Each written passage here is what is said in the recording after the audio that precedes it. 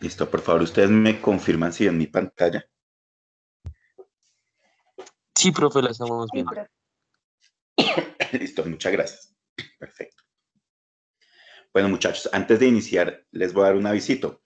El profesor Diego de Aves, de nutrición de monogástricos de aves, él me dijo que les había dejado un mensaje en la plataforma, que hoy tienen clase con él a las 10 de la mañana. Apenas se acabe la clase de nosotros, siguen con la clase del profe Diego. Él me dijo que pues él había coordinado con ustedes para hacer esa clase hoy en ese horario. Y recuerden, muchachos, el día de hoy tenemos también la parte de las tutorías en la tarde, a partir de las 4 de la tarde, ¿listo? Para los que ya están avanzando ahí en el trabajo del escenario de la BP. Bueno, muchachos, el día de hoy vamos a hablar un poco acerca de las proteínas. Proteínas en nutrición de rumiantes y también un poquitico por ahí en nutrición general. Bueno, a ver, ¿qué son las proteínas? Como ya lo hemos visto con las otras macromoléculas, en el caso de lípidos y carbohidratos, pues como les acabo de mencionar, son macromoléculas de tipo orgánico. ¿Y pues qué quiere decir orgánico? Que están constituidas molecularmente por carbono. Uno de sus componentes es el carbono. Entonces, esas proteínas son moléculas heterogéneas. ¿Qué quiere decir? Pues que se encuentran en diferentes configuraciones moleculares, configuraciones químicas. Se encuentran en todos los organismos vivos, en todas las células, vegetales, animales, bacterias, en todos. Y esas proteínas, pues, son polímeros de aminoácidos. ¿Qué quiere decir eso? Que son cadenas de aminoácidos unidos covalentemente a través de enlaces, ¿no? Que se establecen entre los diferentes aminoácidos. ¿Por qué se forman las proteínas? Están formadas por carbono, hidrógeno, oxígeno y nitrógeno. Pero pues algunas pueden contener incluso fósforo, azufre. Aquí vemos en la tablita cada elemento y el porcentaje, perdón, que está dentro de la proteína. Porcentaje de cada elemento dentro de la proteína. Carbono podemos ver que hasta más del 50%, hidrógeno hasta un 7%, nitrógeno entre 15, 5 y 18. Es por eso que en términos generales, globales, se asume que las proteínas tienen 16% de nitrógeno, oxígeno hasta 23%, azufre 2% y fósforo 1.5%. El valor energético de las proteínas como aportantes de energía son, digamos, moléculas que aportan una buena cantidad de energía. Sin embargo, nosotros no queremos pues, que nuestros animales utilicen las proteínas como sustrato energético, ¿cierto? Para eso están otros substratos energéticamente más eficientes, como el caso de los lípidos, y económicamente más eficientes, como el caso de los carbohidratos. Entonces, esas proteínas pueden aportar hasta casi 6 kilocalorías por gramo, entendido en materia seca, ¿no? Lo mismo que 23.86 kilojulios. Entonces, ya les he dicho que son un grupo de moléculas, de macromoléculas heterogéneas, ¿cierto? ¿Qué quiere decir eso? Pues que tienen diferente forma química, inclusive física. Entonces, presentan una gran variación en términos de el tamaño, la forma, la solubilidad y su función biológica. Y en los tejidos animales son la principal biomolécula que constituye los tejidos. En términos generales, en los animales, podemos estar hablando que la proteína puede constituir hasta un 50% de la materia seca de un animal. Pues, esto también está relacionado al estado fisiológico, a la edad del animal, por ejemplo. ¿Por qué son tan importantes? ¿Qué funciones desempeñarían, digamos, a nivel corporal? Ya sabemos, pues, que a diferencia del reino vegetal, el reino animal su estructura de por sí, su estructura corporal está determinada por la presencia de las proteínas, a diferencia de los vegetales, que está determinada por la presencia de ¿qué? De los carbohidratos, en este caso de carbohidratos estructurales. Entonces, dentro de funciones tiene función estructural, el colágeno, la queratina, la elastina, las mismas proteínas musculares, ¿cierto? Función catalítica. ¿Eso qué? ¿Cómo así catalítico? Pues que ayudan a que se den las reacciones bioquímicas, ayudan a facilitar esas reacciones bioquímicas, actúan como catalizadores. ¿Quiénes? Las enzimas, como mensajeros químicos, las hormonas, por ejemplo, y en función inmunológica, los anticuerpos, perdón, funciones de transporte, la mioglobina, la albúmina, la transferrina, la hemoglobina, función contráctil, y función asociada al movimiento, coordinación del movimiento, las proteínas musculares, la actina, la miosina. Pueden actuar como sustrato energético, ¿cierto? Porque en un momento dado pueden ser metabolitos con los cuales se puede, a partir de los cuales se puede sintetizar glucosa, en el caso de los aminoácidos glucogénicos. Es decir, se aprovecha el esqueleto carbonado, como se dice, del aminoácido, después de sufrir una desaminación, después después de retirar el grupo amino, que constituye pues esa parte que contiene el nitrógeno en los aminoácidos. Y también pueden ser proteínas que sirven como almacenamiento, como reserva, en el caso de la caseína, la albúmina. Bueno, aquí hemos un cuadro presentando la clasificación de las proteínas, de acuerdo por su composición, por su conformación, por su solubilidad incluso, o por su función. Tenemos por composición holoproteínas y heteroproteínas. Veamos ahí. Tenemos entonces holoproteínas, que son proteínas, digamos, que son, ¿cómo decirlo? Que tienen básicamente una misma conformación química, digámoslo así. Y heteroproteínas son proteínas que están asociadas a otros compuestos, por ejemplo. Entonces tenemos, y bueno, dentro de esa gran clasificación de holo y heteroproteínas, pues cabría también, o se pueden agrupar las demás clasificaciones. Tenemos también escleroproteínas, proteínas estructurales y proteínas transportadoras, que principalmente están asociadas, pues, a estos dos grandes grupos. Entonces, holoproteínas globulares, perdón. Entonces, dentro de esa gran clasificación, esas proteínas o globulares o filamentosas pueden estar asociadas también por su solubilidad o por su composición o por su conformación molecular. Entonces, globulares, ¿cuáles tenemos? Albúminas, globulinas, histonas, gluteninas, protaminas. En términos de nutrición de los para animales, ¿cierto? Las proteínas globulares tienen unos mayores índices de digestibilidad. Ya las proteínas filamentosas tienen menores índices de digestibilidad, es decir, su degradación es un poco más compleja. Dentro de las filamentosas, ¿cuáles tenemos? Colágenos, elastinas, queratinas, fibrinas, actina y miosina. Entre las heteroproteínas tenemos glucoproteínas, que son, digamos, proteínas que tienen asociados carbohidratos, lipoproteínas, pues proteínas asociadas a lípidos, fosfoproteínas, pues como su nombre lo indica, asociadas a moléculas que contienen fósforo, es decir, ácido fosfórico, cromoproteínas que contienen pigmentos y nucleoproteínas, perdón, son las proteínas que están asociadas a los ácidos nucleicos, es decir, a la parte del genoma de las células. Aquí tenemos otra clasificación. Tenemos las famosas proteínas sencillas y las conjugadas. Sencillas, pues porque no están asociadas a ningún otro elemento. Conjugadas porque están asociadas a otros compuestos. Entonces tenemos globulares, ya sabemos, albúmina, las globulinas, bueno.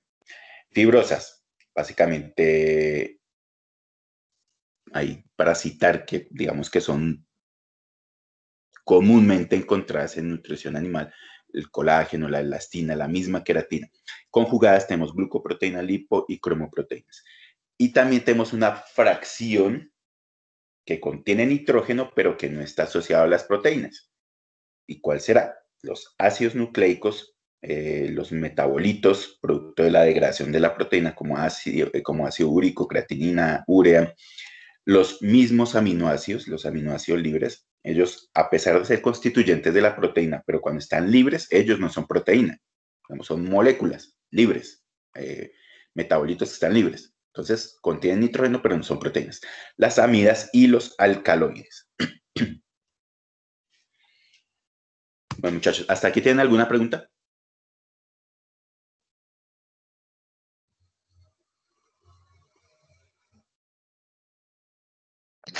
No, señor. Listo, perfecto. Recuerden, siempre que tengan preguntas, por favor, interrumpan. Dudas o algún tipo de comentario pueden interrumpir. Bueno, entonces, como yo les había mencionado, ¿cierto? ¿Qué pasa, pues, digamos, con las proteínas en términos de los reinos, pues, reino animal y vegetal?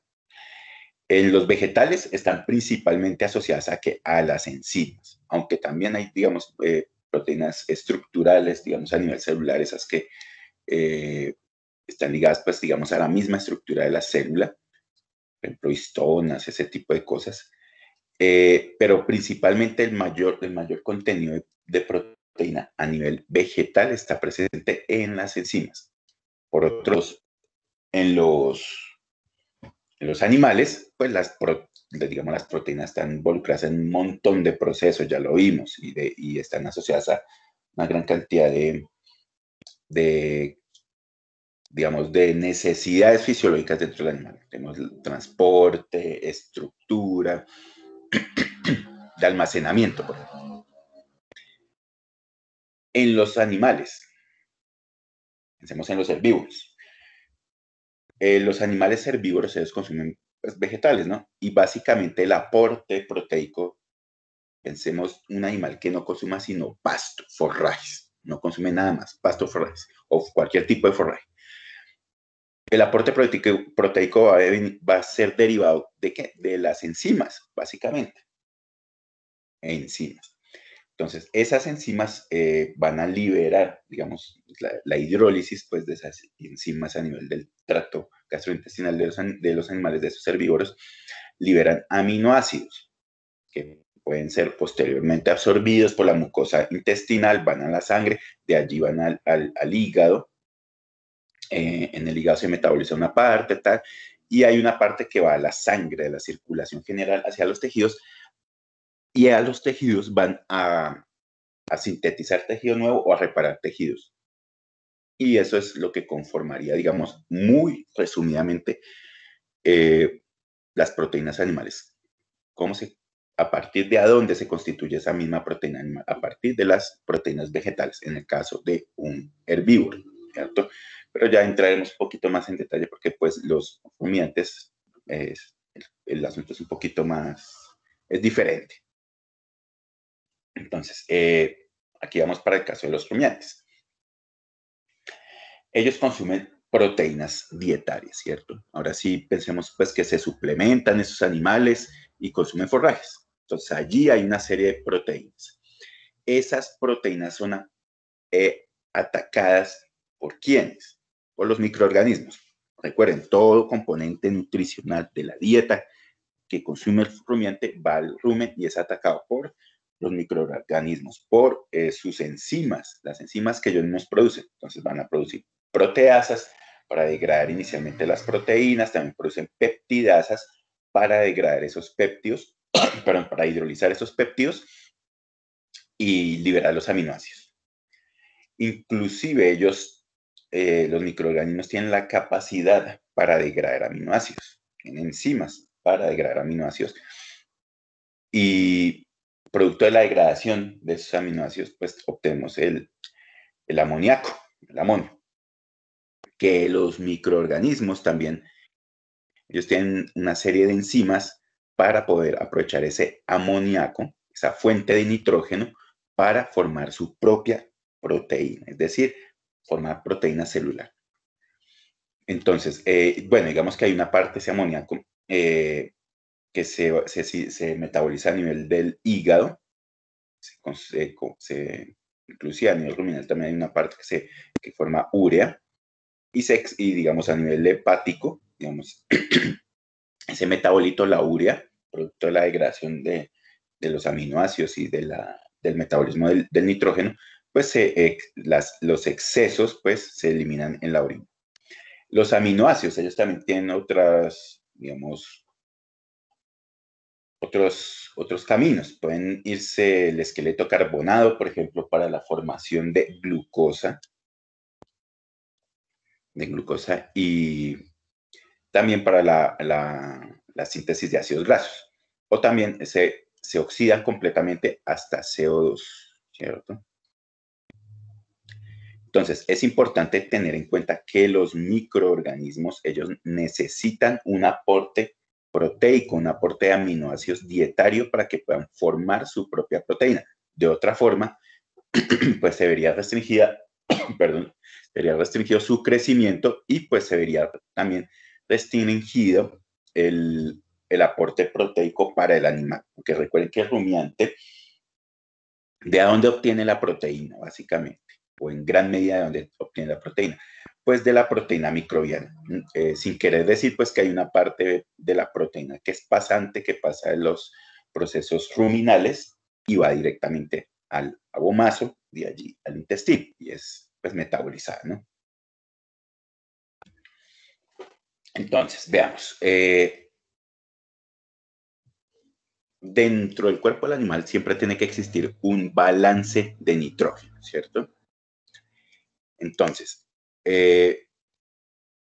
nutricionalmente nosotros decimos que la proteína es uno de los componentes fundamentales de la ración. Y es que es así, es lógico, porque pues los animales, ellos están constantemente en un turnover o balance de nitrógeno, es decir, necesitan nitrógeno para proteína, para, digamos, mantener su homeostasis corporal, por ejemplo, para la reparación de tejidos, para crecimiento. Entonces, la proteína es supremamente importante, no solamente para crecimiento, también para la parte hormonal, para la parte de transporte, almacenamiento. Entonces, la proteína en la ración es fundamental y pues inclusive del aporte proteico y más que del aporte proteico del perfil mismo de aminoácidos, dependerá también la calidad de una ración. Es decir, dependiendo de la calidad de la proteína, de ese perfil de aminoácidos, va a depender la misma calidad de la ración, ¿cierto? De la dieta que utilizamos para los animales. Ya sabemos, hay proteínas que tienen mayores índices de digestibilidad que otras. Por ejemplo, las proteínas globulares son mucho más digestibles. Digamos, las enzimas las hidrolizan más eficientemente y descomponen en aminoácidos más fácilmente que las proteínas filamentosas, como el caso del colágeno o la elastina.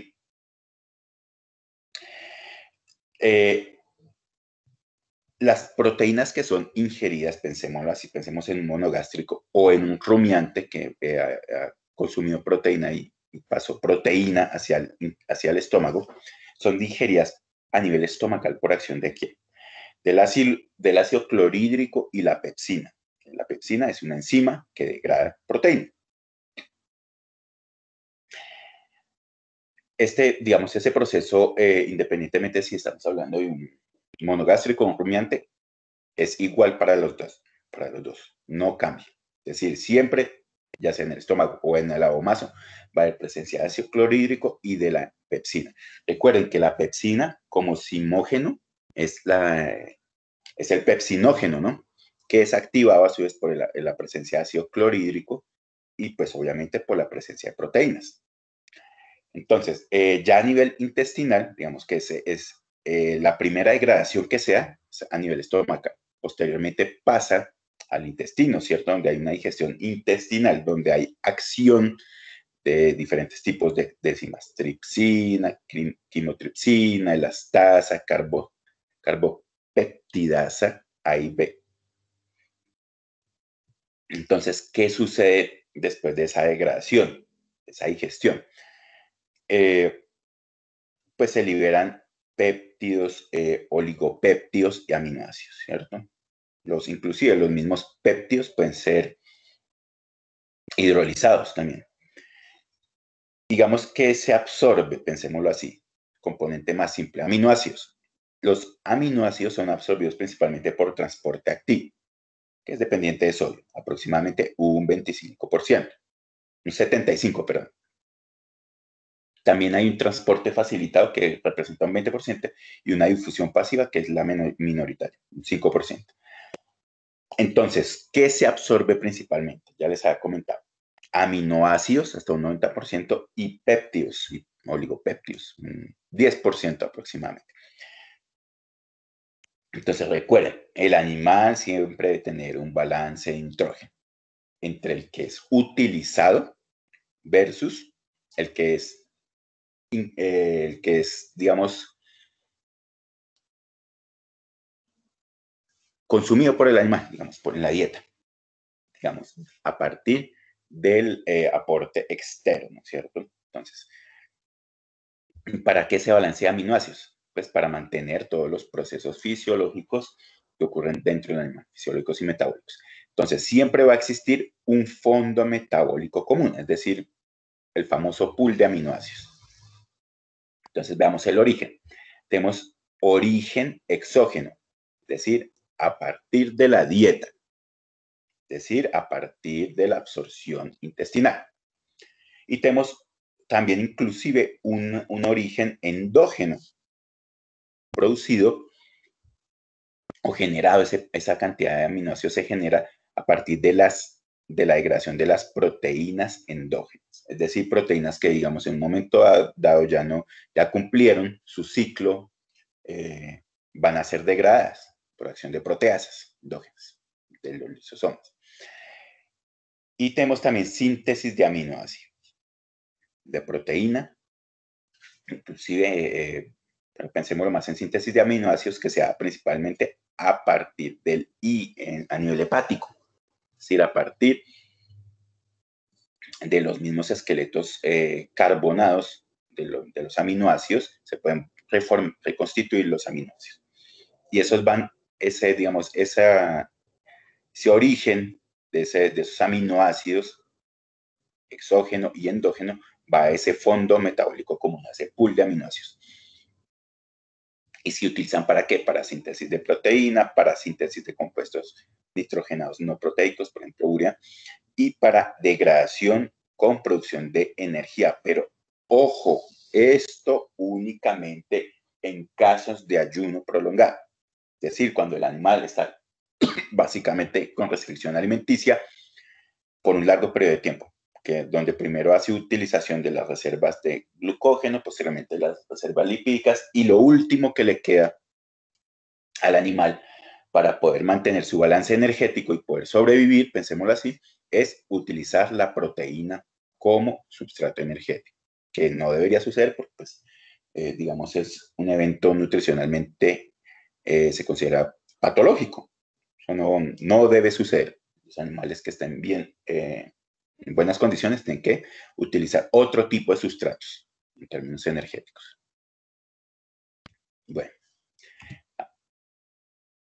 Bueno, ¿hasta aquí está comprendido o tienen alguna pregunta?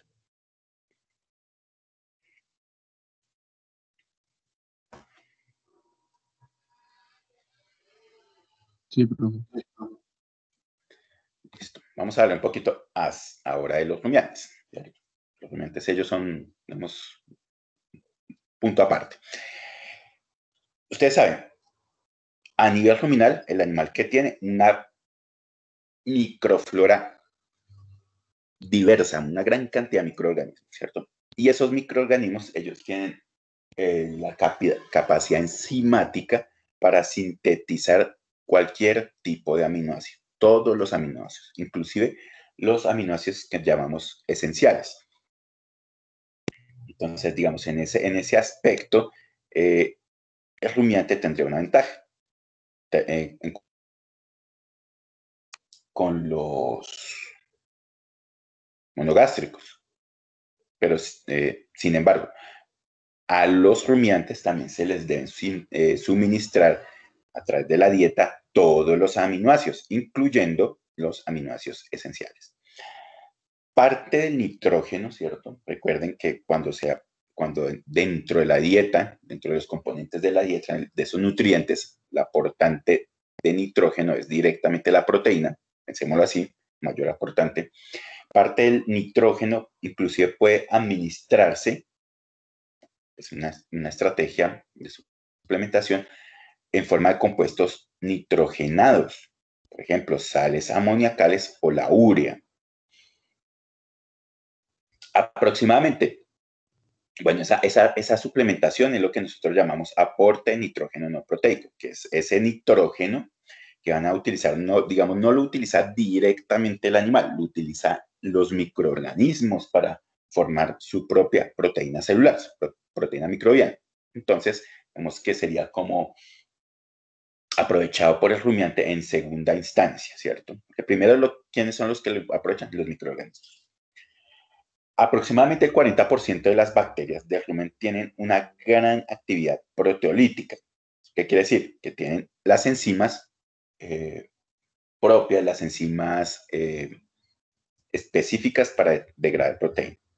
Y esas enzimas operan a pHs de 6, 7, 5.5, digamos, en el pH típico ruminal.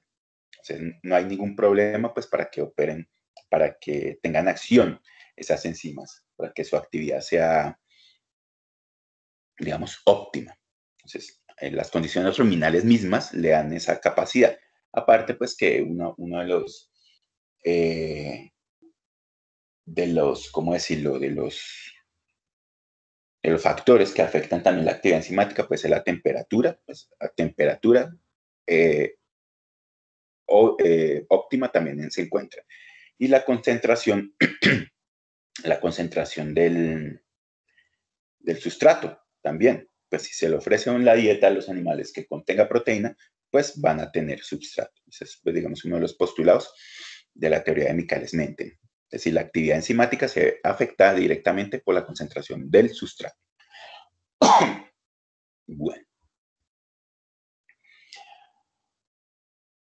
Bueno, la gran mayoría, pensémoslo así, de las proteínas o gran parte de la proteína es degradada a nivel ruminal por parte de los microorganismos, ¿cierto? Por acción de las proteasas, que las degrada a péptidos, ¿cierto? Esos péptidos posteriormente son degradados, catabolizados a aminoácidos libres. Y ya vimos una parte, pueden ser utilizados por los mismos microorganismos para formar su propia proteína, inclusive parte de esos aminoácidos se degradan hasta amoníaco, ácidos grasos y CO2. El amoníaco, que es utilizado por los microorganismos, y es, ojo, una cosa muy importante, si bajo la presencia de una cantidad suficiente de energía, en este caso de carbohidratos. Por eso es que el balance de energía-proteína en la formulación de dietas para rumiantes es tan importante. La presencia de carbohidratos estructurales, como en el caso de las celulosas hemicelulosas o carbohidratos altamente solubles a nivel ruminal, en el caso de los almidones. Entonces, ese amoníaco que pueden utilizar los microorganismos es eficientemente utilizado si hay una buena cantidad de energía. ¿Y para qué? Para la síntesis de proteína y además de los otros componentes de las células microbianas, como por ejemplo los compuestos, esos elementos nitrogenados que no hacen parte directamente de la proteína, como los ácidos nucleicos, la misma pared celular, la misma proteína microbiana. Entonces, el amoníaco es un metabolito muy importante a nivel ruminal para el rumiante, y más que para el rumiante, para el mantenimiento de las poblaciones de microorganismos. Alguna parte pues, de ese amoníaco que se produce, que se forma a nivel ruminal, no se puede fijar, o digamos los microorganismos no tienen la capacidad para fijar el 100% de ese amoníaco, ¿cierto? Parte de ese amoníaco se absorbe a través de las paredes ruminales y es llevado a través de la circulación sanguínea hasta el hígado, donde es metabolizado a urea.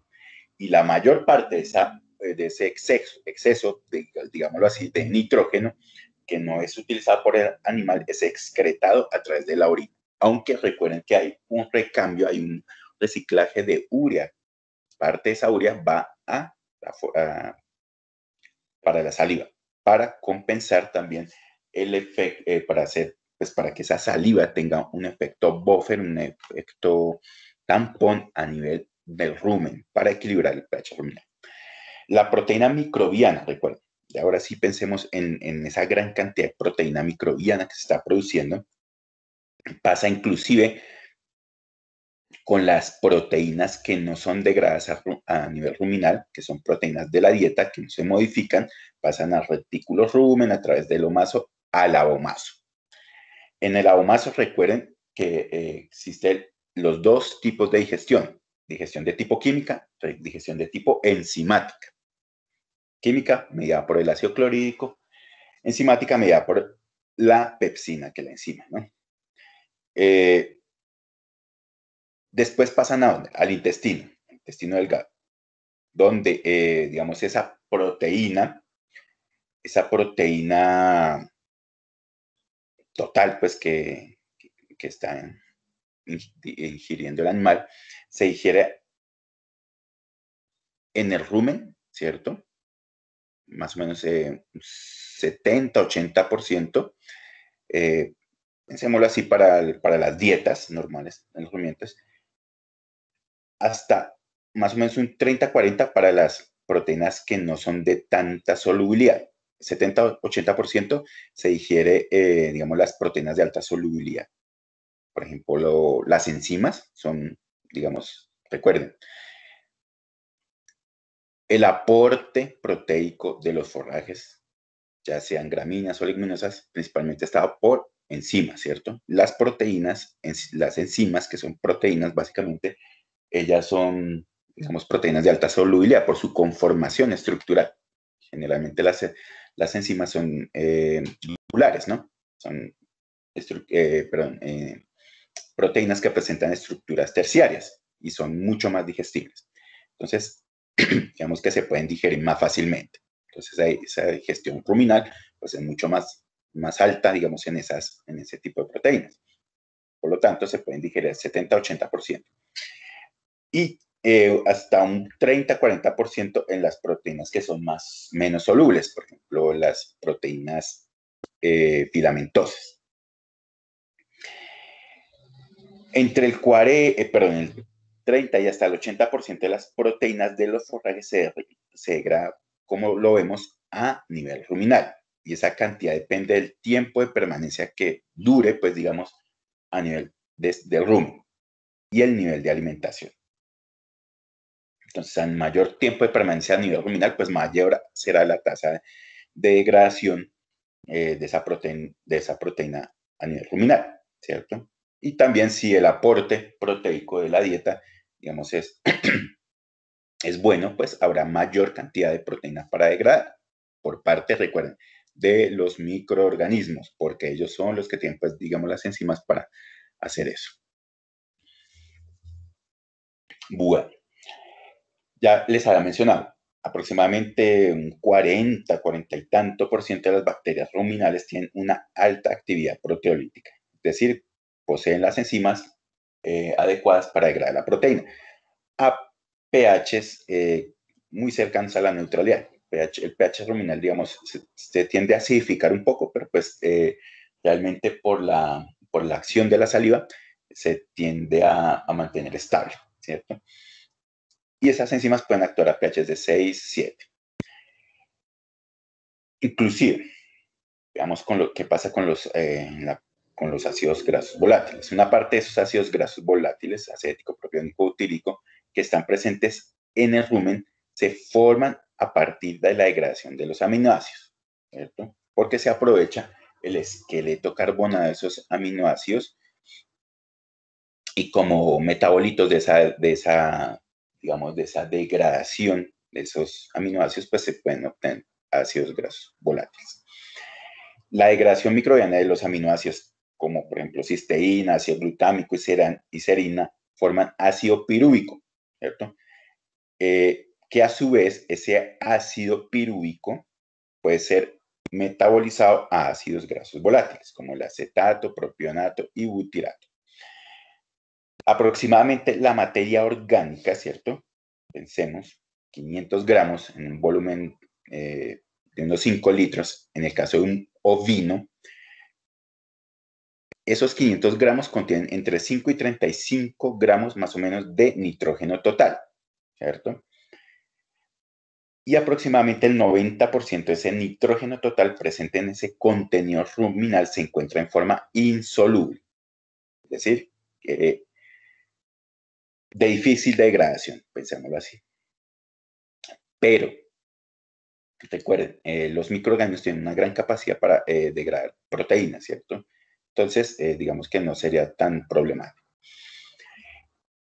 Entre el 60 y 90% del nitrógeno es de origen microbiano, ¿cierto? Recuerden, ¿cuál es el aporte de proteína para el rumiante directamente ya para el animal? La proteína microbiana, que puede variar entre un 60 o un 90%. Ya el resto es lo que nosotros podemos hablar de una proteína que no ha sido degradada microbianamente, proteína pasante o proteína insoluble, ¿cierto? Es esa pequeña fracción, digamos, o esa fracción de proteína que no se degrada, proteína de origen exógeno, es decir, de la dieta, como también células, inclusive células del epitelio ruminal que se desprenden y pasan a los otros compartimentos, llegando al omaso y posteriormente al intestino, ¿cierto? Entonces, recuerden que no solamente el rumiante toma proteína microbiana, también puede tomar una fracción de proteína proveniente de la dieta y una fracción de la proteína viene a partir de la producción endógena, a partir de las células epiteliales o del tejido o de las células, mejor dicho, que normalmente se desprende. Entonces, el nitrógeno de ese pool, de ese fondo metabólico común, aproximadamente un 10% del nitrógeno total del rumen, recuerden, es principalmente nitrógeno amoniacal. ¿Por qué? Porque los microorganismos previamente han degradado la proteína, ¿cierto? Y ellos la degradan básicamente hasta amoníaco. Y principalmente decimos, pues, porque digamos, el valor porcentual es muy alto, hasta un 70%. Y el resto, digamos, de ese nitrógeno que está dentro de ese pool, pensémoslo, es una mezcla que puede ser de aminoácidos y péptidos, aminoácidos libres y péptidos. El nitrógeno amoniacal que se encuentra a nivel ruminal puede variar en concentraciones que van entre los 2 a los 50 miligramos por cada 100 ml de líquido de fluido ruminal. Esto está muy relacionado también con el tipo de ración, es decir, con el aporte dietario de proteínas, ¿cierto? De la calidad de esa dieta, de esa proteína y del tiempo que ha transcurrido desde la ingestión del alimento. Entonces recuerden que a mayor tiempo, pues mayor será pues esa cantidad de nitrógeno, porque pues le damos más tiempo a los microorganismos o se le da más tiempo a los microorganismos para degradar esa proteína, ¿cierto? Y también el tipo de proteínas, digamos, más complejas en cuanto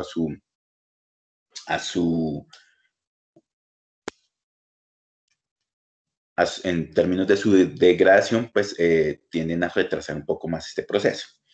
Entonces, si, digamos, se le ofrece al animal una dieta que contenga una fuente proteica de alta digestibilidad, de fácil solubilidad y degradación a nivel ruminal, pues aumentará esas concentraciones, obviamente, de nitrógeno amoníaco.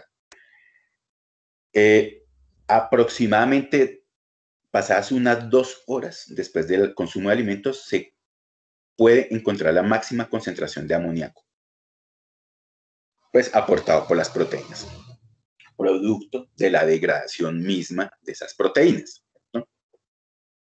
Entonces, vemos que el proceso es rápido, digamos, porque pues, a nivel ruminal, esa cantidad de microorganismos, ellos están enviando toda esa cantidad de enzimas para degradar esos componentes del alimento de la dieta, y el proceso, pues digamos, también es eficiente porque estamos en condiciones óptimas de temperatura, de pH y de concentración de sustrato, ¿cierto? Entonces, inclusive también de energía cuando consideramos que la dieta hace un buen aporte energético para que esos animales puedan degradar la proteína. Entonces, no es el hecho de darle al rumiante una buena fuente de nitrógeno, una buena fuente de proteína, es decir, darle, por ejemplo, una leguminosa sin darle un aporte de fibra o de energía para que pueda degradar esa proteína presente en esa leguminosa, ¿cierto? Entonces, tienen que ir acompañadas las dos cosas. El nitrógeno de los aminoácidos, inclusive de los mismos péptidos, se encuentra en cantidades más bajas, ¿cierto? Podemos decir que hasta menos de 2 miligramos por cada 100 ml de contenido de fluido ruminal. Y representan aproximadamente el 6% de ese pool de nitrógeno a nivel ruminal. Entonces, es muy importante, pues, al momento de utilizar un recurso proteico, llamémoslo así, para el rumiante, considerar la calidad de ese recurso. No es solamente darle proteína por darle proteína, no, sino que tiene que ser una proteína de buena calidad, una proteína que sea de fácil solubilidad en el ruminal. Eso sería lo ideal, ¿cierto? Un rumiante fácilmente se le puede incluir harina de plumas dentro de la dieta como relleno. Pensémoslo en un momento dado. Listo, la harina de plumas tiene un alto contenido de proteína, pero ojo, la disponibilidad de esa proteína, la biodisponibilidad puede ser muy reducida. Entonces, ojo al momento de pensar qué recurso proteico se le va a ofrecer al rumiante. Inclusive a un monogástrico es la misma cosa también. Digamos, en términos de aprovechamiento de la proteína, ¿no? Y de la calidad de esa proteína para que el animal posteriormente la pueda utilizar, ¿no? El nitrógeno microbiano que proviene del rumen, ¿cierto? Ustedes ya saben, hasta un 80% proviene a partir del amoníaco que ha sido sintetizado a nivel ruminal. Las bacterias ya pueden tener hasta un 30% de su proteína, obtener esa proteína a partir de otras fuentes distintas al amoníaco. Es decir, ellas no son netamente dependientes de amoníaco, la pueden obtener a partir de péptidos y aminoácidos, a partir de la proteólisis misma de la proteína dietaria, o inclusive a través de la utilización de los aminoácidos de la dieta. Por otro lado, los protozoarios, recuerden que a nivel del rumen no solamente hay bacterias, también hay protozoarios, hongos, levaduras, virus, una gran cantidad de microorganismos, ¿cierto? Los protozoarios, ellos no pueden utilizar directamente el amoníaco. Y entonces, ¿cómo van a obtener proteína o cómo van a obtener el nitrógeno necesario para formar su propia proteína? Pues alimentándose, entre comillas, consumiendo las bacterias, y esas bacterias pues las van a digerir y van a utilizar esa proteína bacteriana a través de proteasas intracelulares. Digamos, una célula de un protozoario va a tener también proteasas para poder degradar esa proteína. Inclusive, También se puede formar amoníaco a partir de la urea de origen endógeno. Degradando esa urea se puede formar amoníaco. Y a partir de la urea ingerida con los alimentos. De ahí que es una muy buena opción, pero ojo, porque hay que tener cuidado con la dosificación y la forma de presentar esa urea exógena. Una forma de utilizarla es, por ejemplo, mediante la elaboración de bloques multinutricionales. Pero ojo que el rumiante puede fácilmente intoxicarse por exceso de urea exógena.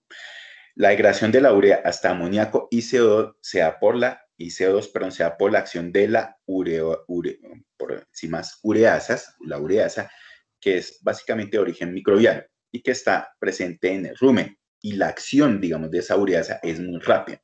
Ya vimos por qué, entre otros factores, por qué se acelera, digamos, esa acción enzimática a nivel ruminal. Los microorganismos no pueden utilizar, ya les había comentado, todo el amoníaco que está presente en el rumen, ¿cierto? Ya que, digamos, hay un límite de la cantidad de amoníaco que ellos mismos pueden sintetizar, fijar para construir su propia proteína. Ese amoníaco, entre comillas, digamos lo sobrante, se absorbe por las paredes ruminales y va ¿hacia dónde? Pues por la sangre se dirige, recuerden, la circulación que se encarga de recibir toda la sangre visceral, la circulación portal que va al hígado, ¿cierto? Entonces, ese amoníaco sobrante es transportado por la circulación portal, va al hígado y es metabolizado hacia urea, porque de hecho el amoníaco a nivel corporal, el del cuerpo de los animales, es muy tóxico y debe ser transformado en un metabolito menos tóxico que pueda ser fácilmente excretado, que en este caso es la urea. La mayor parte de esa urea que se forma en el hígado se excreta a través de la orina, es decir, el riñón se encarga de esto y la excreta a través de la orina.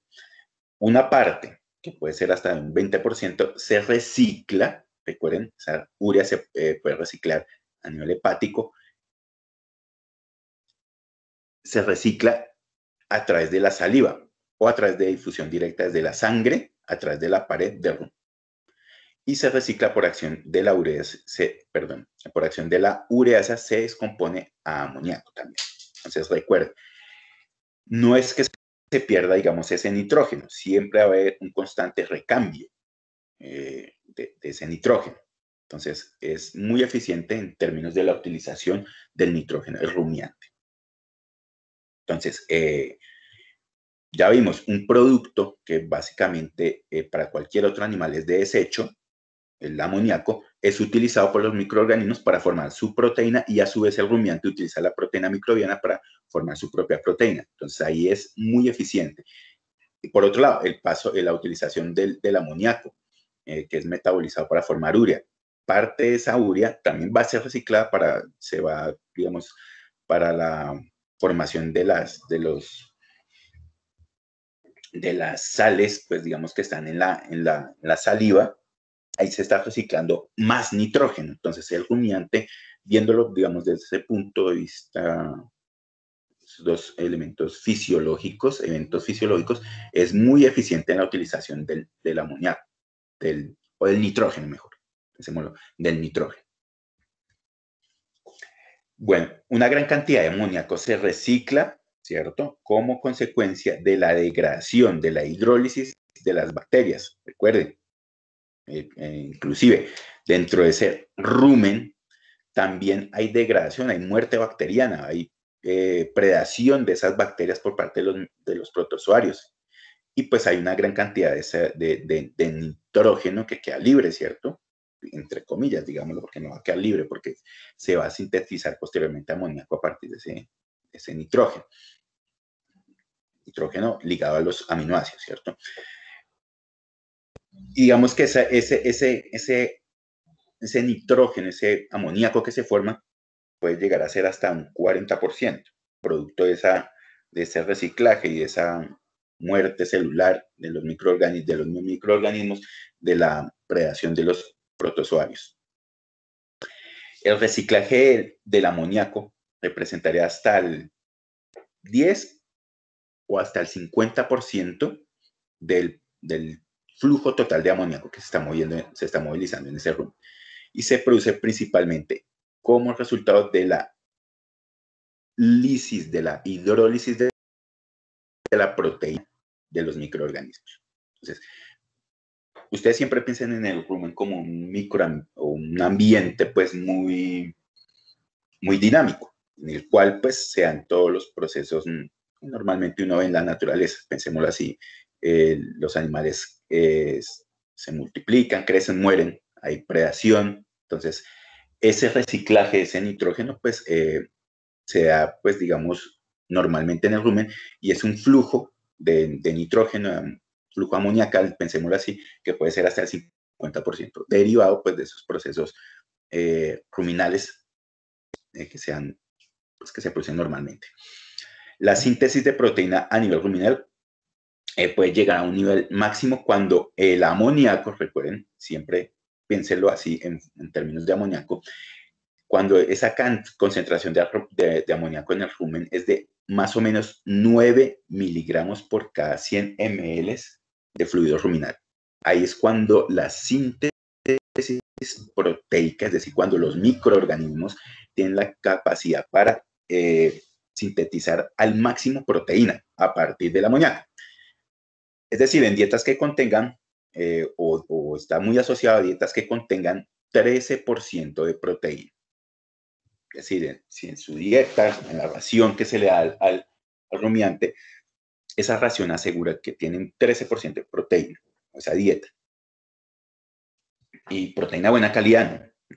Entonces ahí estamos asegurando pues que el aporte amoníaco a nivel ruminal va a ser el óptimo, va a estar por el orden de los 9 miligramos por cada 100 ml de fluido ruminal.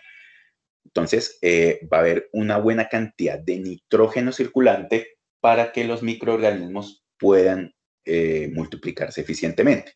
Básicamente es eso. La urea, entonces, es una herramienta muy buena para suplementar el rumiante. Una urea que se utiliza bien pues, cuando se incluye, de hecho, con una buena cantidad de carbohidratos en las dietas, puede ser una estrategia para suplementar adecuadamente deficiencias proteicas en la dieta. Por ejemplo, cuando la dieta tiene menos de 13% de proteína, ¿cierto? Entonces, se puede suplementar, sí, pero hay que tener mucho cuidado con esa suplementación. El modo, digamos, de suministrarlo a los animales. Un modo muy fácil, muy, digamos, eficiente la utilización de los bloques multinutricionales. O aplicar al mismo forraje que se le dará a los animales urea disuelta en melaza, pero con una dosificación adecuada. Bueno. La conversión del amoníaco en urea, recuerden que pues, el amoníaco se puede metabolizar a urea, se afecta si la cantidad de amoníaco supera los 80 miligramos por cada 100 ml de contenido ruminal, de fluido ruminal. Entonces, uno podría pensar que un exceso de urea en la dieta está presente dentro de, digamos, de esa conversión alta de amoníaco a urea. Entonces, digamos, cuando hay sobre dosificaciones de urea en la dieta, pues fácilmente se van a sobrepasar esos límites de 80 miligramos. Eso es muy peligroso. ¿Por qué? Porque puede elevar el pH ruminal, ¿cierto? Es decir, no lo acidifica, sino que lo alcaliniza. Eso es elevar el pH ruminal. Y eso reduce la disociación misma del amoníaco.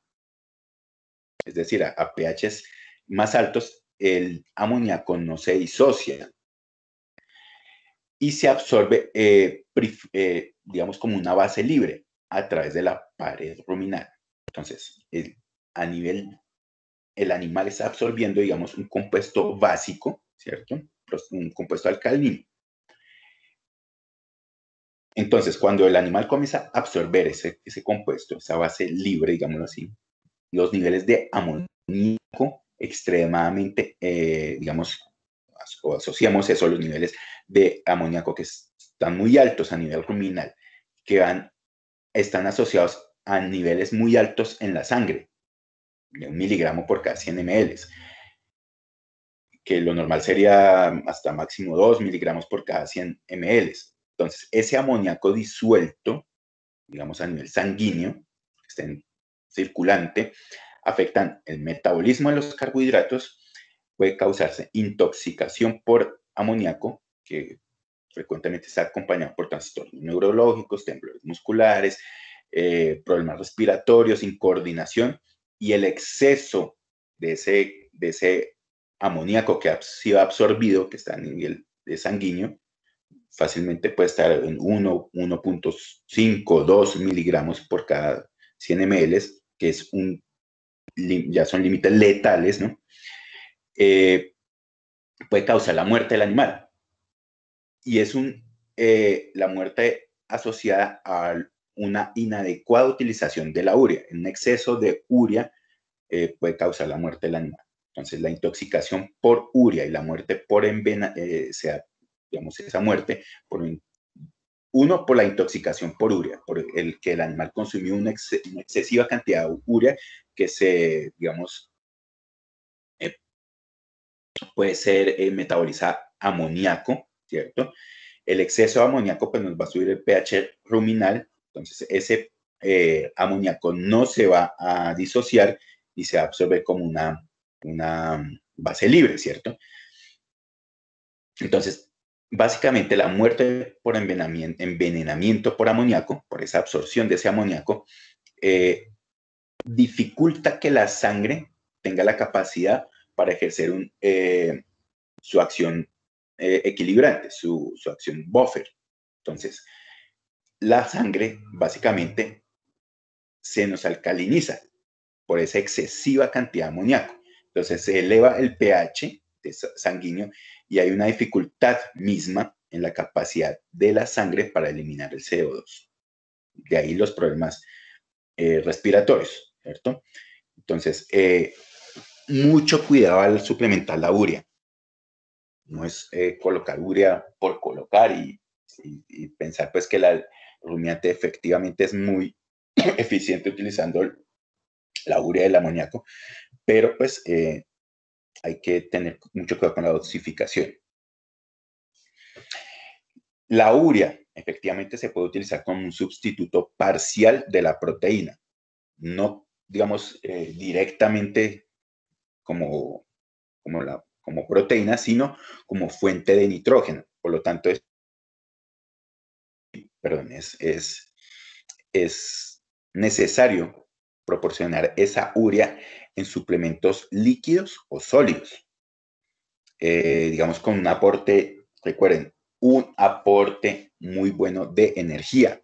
En este caso se puede utilizar melaza y también ácido fosfórico, ya que la melaza, pues ya sabemos, actúa como un substrato energético, ¿cierto? Para la síntesis de proteína microbiana y tal, porque pues digamos, para sintetizar proteínas se requiere una gran cantidad de energía, en términos de esa misma formación de la proteína y la formación de los enlaces.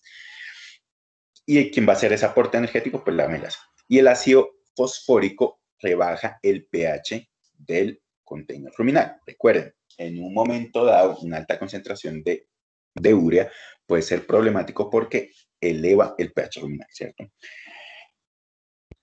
Bueno, la producción misma de la proteína microbiana es variable y está influenciada por por la misma dinámica de crecimiento de las poblaciones bacterianas y más o menos fluctúa entre 90 y 230 gramos por cada kilogramo de materia orgánica que el animal ha digerido. Teniendo en cuenta pues que el aporte proteico tiene que ser bueno, ¿no? Esa proteína dietaria. Ya a nivel ruminal, la degradación de esa proteína depende del tipo y la calidad de la proteína. Ya lo vimos, ¿cierto? Pues, proteínas de difícil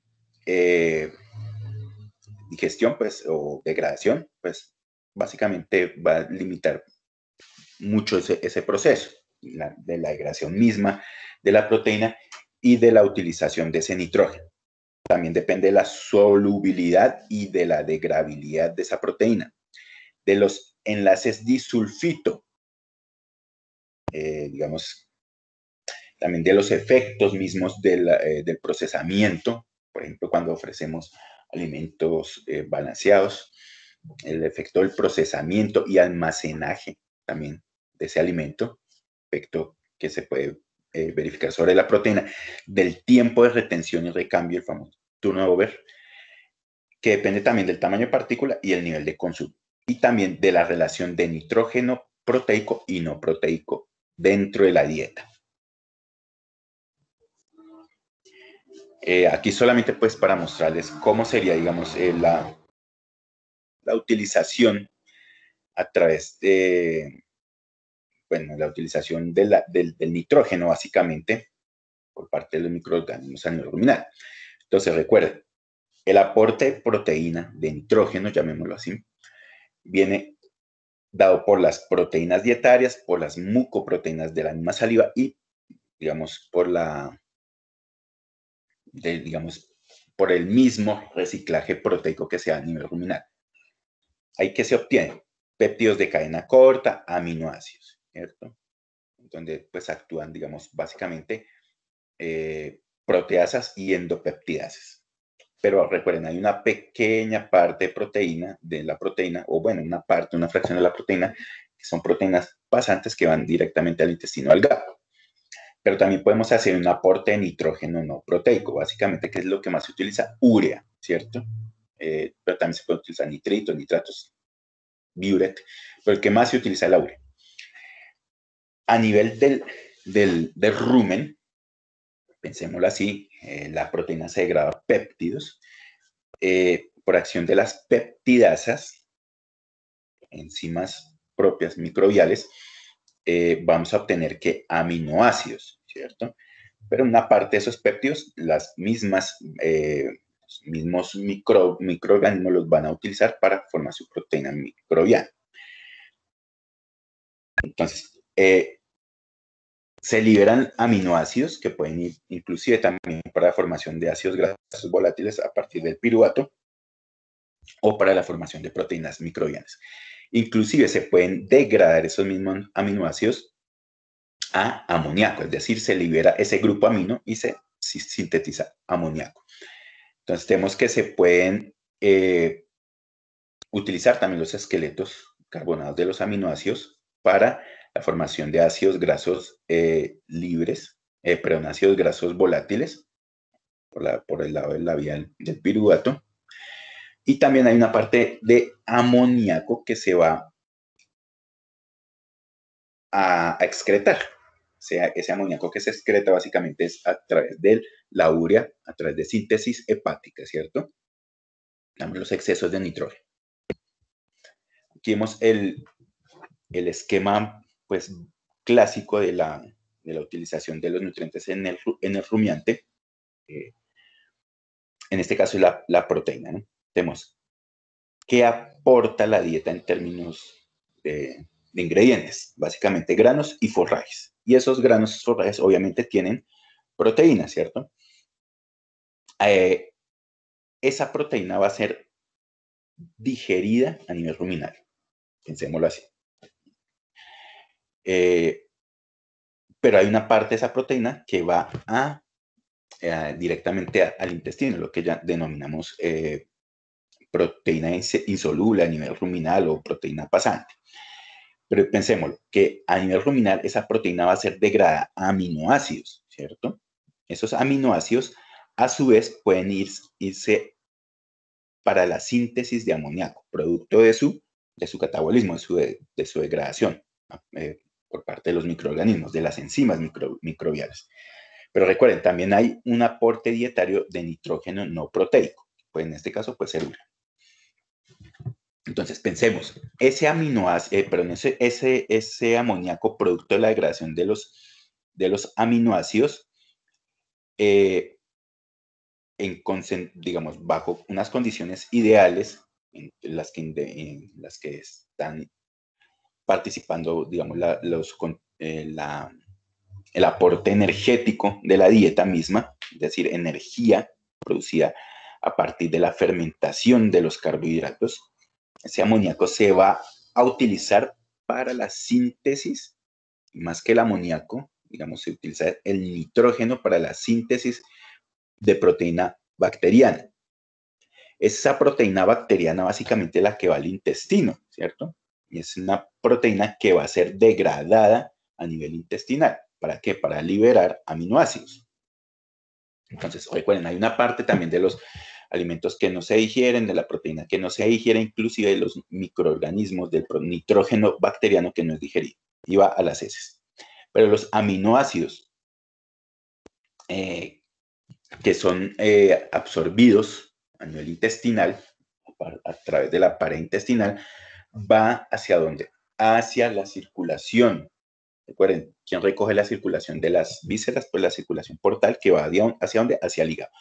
En el hígado van a metabolizarse esos aminoácidos. Unos van para la producción de amoníaco, de energía, a través de la, bueno, se libera ese grupo amino, el que da el esqueleto carbonado, se va para la síntesis de glucosa y de allí para el metabolismo de carbohidratos para la producción de energía. Otra parte se va de esos aminoácidos para el ciclo de la urea. Para esos aminoácidos se metabolizan amoníaco, de allí a urea, que es recogida por la circulación general, ¿cierto? Y se va para reciclar esa urea a nivel de la saliva, a la urea que va a nivel ruminal, o inclusive la urea que va a la leche. Y una parte, pues, que se excreta los excesos de nitrógeno a través de la orina. Los aminoácidos que son, digamos, transportados por la circulación general van hacia dónde? Hacia los tejidos, ¿cierto? Básicamente para la reparación de los tejidos, la síntesis y reparación de tejidos. Por ejemplo, a nivel muscular, para la formación de músculo. Es decir, cuando los animales están en ceba, están ganando peso, producto pues de la deposición de proteína. Y pues, ¿cómo se deposita esa proteína? Si no es teniendo pues los constituyentes de esa proteína que son los aminoácidos. Entonces ahí tenemos, digamos, esa formación de proteína muscular o de la proteína de los tejidos. También tenemos una parte de la proteína que se va a la leche, ¿cierto? Va a la glándula mamaria, esos aminoácidos, y allí son tomados esos aminoácidos para sintetizar la proteína láctea, albúminas, caseínas, bueno, en fin. Y tenemos, pues, ya les había comentado, una fraccioncita de urea que va para la leche. Entonces, básicamente, de una forma muy simplificada, eso es lo que ocurre a nivel del organismo, pues, pensemos de un rumiante, puede ser un animal en ceba, de una vaca que produce leche, con la proteína.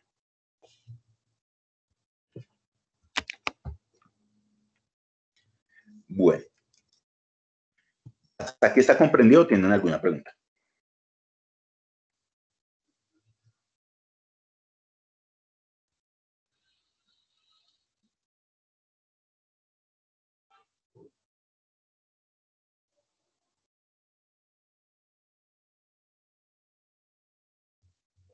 ¿Dudas, preguntas, comentarios o todo claro?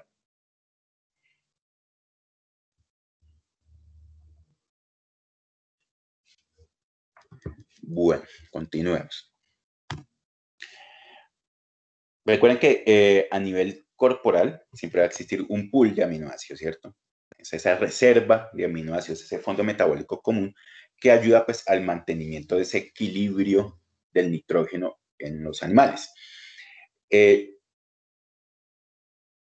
Los aminoácidos que están dentro de ese fondo metabólico común pueden, digamos, seguir una serie de vías metabólicas que los conducen a la síntesis de proteínas para los tejidos, por ejemplo, tejido muscular, reparación de tejidos, y también para la producción, valga la redundancia, de productos animales, como la leche, en el caso de las aves de postura, los huevos, la síntesis de hormonas, enzimas y cualquier otro compuesto que contenga nitrógeno, que son biológicamente muy importantes, como por ejemplo ácidos nucleicos, creatina, la misma colina.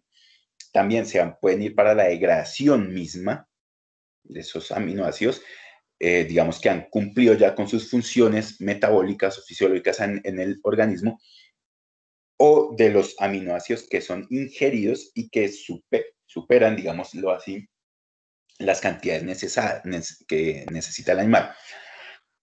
Digamos, si el aporte de esos aminoácidos supera el potencial de la máxima utilización, producción, síntesis de proteína, los aminoácidos que están en exceso son desaminados, es decir, se le retira ese grupo amino. Básicamente, esos oxácidos que se forman a través de esa desaminación son oxidados para generar energía, o también actúan como metabolitos intermediarios en la transformación de esos aminoácidos inicialmente en carbohidratos para la producción de glucosa, por ejemplo, o el esqueleto carbonado para la formación también de lípidos. Ese pool de aminoácidos libres, o ese fondo metabólico común, representa entre el 0.2, máximo un 2% de la cantidad total de aminoácidos que se han, digamos, generado a partir de la proteína a nivel corporal, ¿cierto? Pensémoslo, provienen también de fuentes, proteína endógena y proteína exógena. Proteína endógena, por ejemplo, de los procesos de descamación, de degradación de tejidos, degradación de las mismas proteínas, por ejemplo, de enzimas que ya no se van a utilizar o que cumplieron su ciclo, y proteína exógena, proteína proveniente de la dieta. El pool de aminoácidos no representa en sí mismo una reserva de metabolitos precursores para la síntesis proteica, ¿cierto?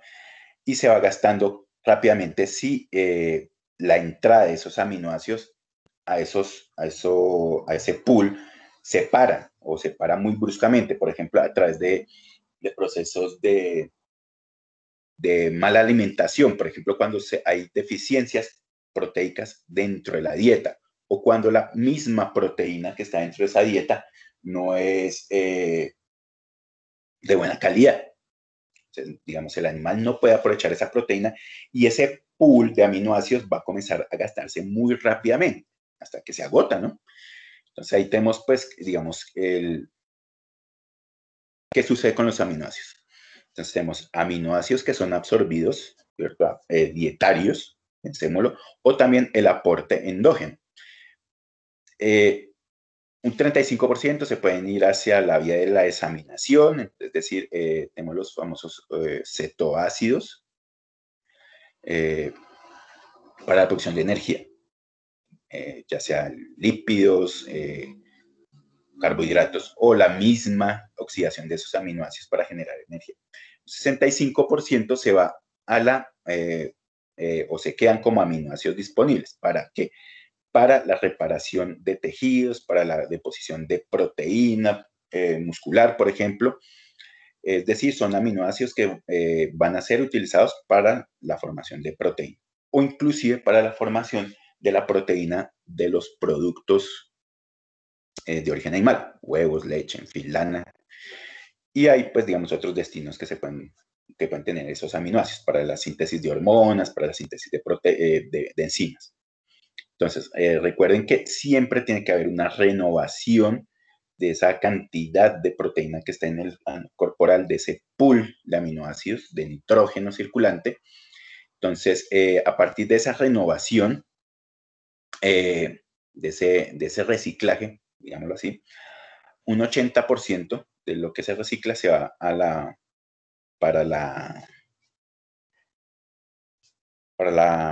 digamos, para obtener aminoácidos disponibles, digamos, para las funciones metabólicas, fisiológicas metabólicas que ya vimos. Y un 20% se utiliza los aminoácidos, producto de ese reciclaje, como substrato energético, ¿cierto?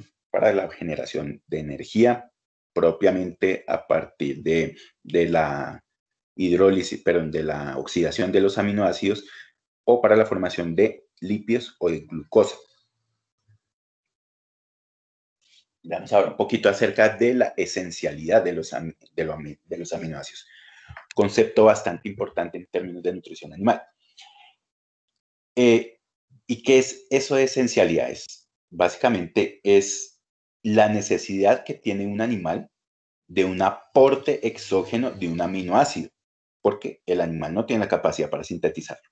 Entonces, nosotros decimos que un aminoácido es esencial cuando esos aminoácidos no se sintetizan o no se sintetizan en la cantidad suficiente por parte del animal. Por lo tanto, son requeridos a nivel de la dieta, es decir, la dieta tiene que suministrarlos, tiene que aportarlos. Un aminoácido es no esencial cuando el animal tiene la capacidad para sintetizarlo. Sintetiza normalmente a nivel corporal y tienen, digamos, requerimientos no específicos, es decir, básicamente van a estar presentes a nivel dietario, ¿no? Y esto presenta muchas variables o una gran variabilidad por especies, inclusive dependiendo del estado fisiológico de los animales. Si un aminoácido es esencial, ¿cierto? O un aminoácido esencial es insuficiente en la dieta, ese aminoácido va a limitar la utilización de los otros aminoácidos para formar proteína.